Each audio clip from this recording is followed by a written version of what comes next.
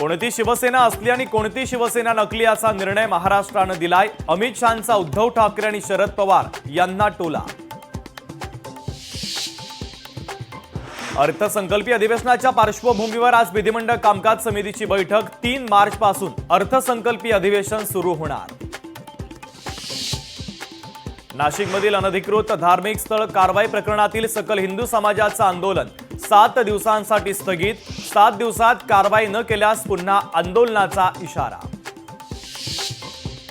राज्यभरात जीबीएसची एकूण रुग्णसंख्या 215 वर। एकूण रुग्णांपैकी 153 रुग्णांना डिस्चार्ज, तर काल 2 नवीन संशयित रुग्णांची नोंद।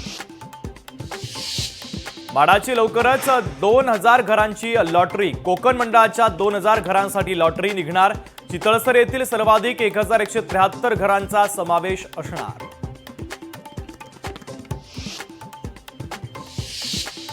जुना कसारा घाट सोमवारपासून 6 दिवस बंद। दुरुस्तीच्या कामासाठी बंद ठेवण्याचा निर्णय। सकाळी 8 ते संध्याकाळी 6 पर्यंत वाहतुकीला बंदी।